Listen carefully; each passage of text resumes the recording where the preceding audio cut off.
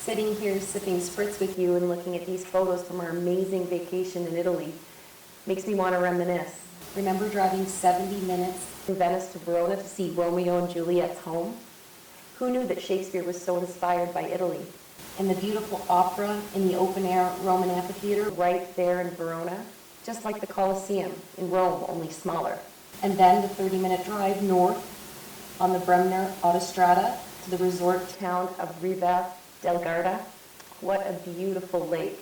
And then we were going to go further north to that famous ski area and the UNESCO World Heritage Dolomiti Mountains that are part of the Alps in the Italian province of Trentino. Remember that wonderful little valley we drove up off the beaten path? What was it called? Val di Gresta. It was called the Organic Garden of Trentino. The whole valley is focused on organic vegetables.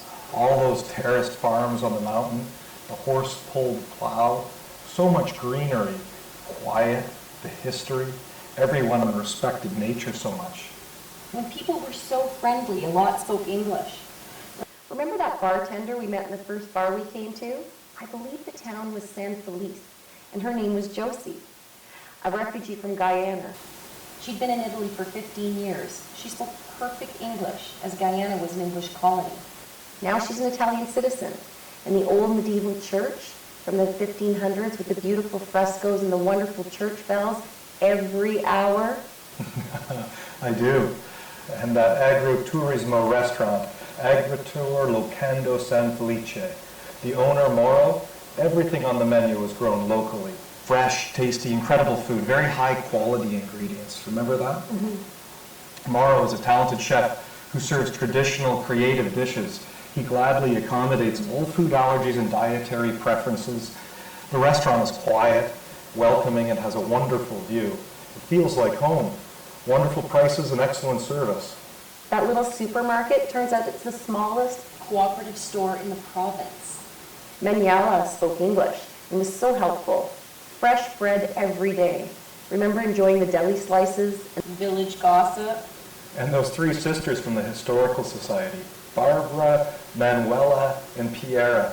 They could not stop sharing their local history and answering all of our questions. Manuela was also in the cooperative store in the village. Their grandfather had come to the U.S. in the late 1800s to work in the mines of Colorado, but returned to the valley after the mother died with their 4 children. And Katya, the lady of the bed and breakfast in the nature shop with all those concoction and naturopath remedies. And who can forget the Bacillus bitter spirit? Katya taught English at the local high school. She was such a wonderful lady. So accommodating and helpful with her friend Sonia. You reminded me of Thelma and Louise.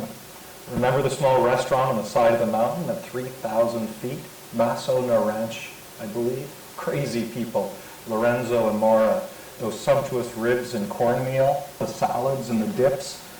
Everything grown locally, the view and the activities, almost like a pub with the 4 bedrooms upstairs. You love that beer garden on the main street in Pannone. All those German beers on tap, inexpensive food.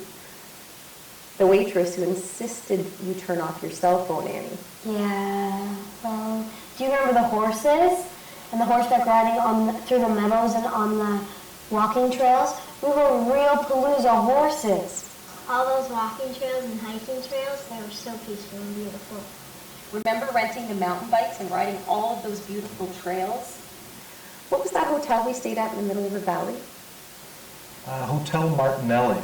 So accommodating. Beautiful big clean rooms and friendly people, and the local colorful characters in the bar downstairs. The restaurant with those unique Italian pizzas, the limoncello, the Hugo Spritz made with the organic Zambuca syrup and the mint leaves from Ronzo. And the gelato is so good. Remember the pharmacist Stefano and Ronzo who helped you find that muscle cream? He spent so much time and was very accommodating. He explained everything to us. He spent time explaining our options and then went to do that special order for us.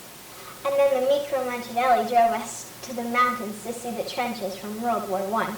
I didn't know that this part of Italy was Austrian and the other side of the mountain was Italy. It was amazing to see trenches carved in rock by hand from World War I. Speaking of the war, let me tell you girls a story that Stefano shared with me. The park was dedicated to the crew of the Navy. On February 6, 1945, a Mitchell bomber nicknamed Maybe by the crew was shot down by German anti-aircraft fire during its mission of bombing the German rail yard. Pilot Earl Remmel and co-pilot Leslie Spiro struggled to keep the aircraft steady as the other 5 crewmen evacuated the damaged plane. Both pilot and co-pilot died in the ensuing crash. However, had they jettisoned their ordnance from the air, the 2 would have made it over the mountain range to their safety. But under their aircraft lay the Ronzo Chenius, which is a town, and such an act would have endangered hundreds of civilian lives.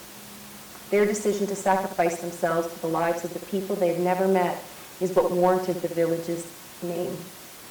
Very sad and moving. I loved all the mountain biking trails every day. We could take different ones. The easy, medium, hard, and extremely hard. They're all clearly marked.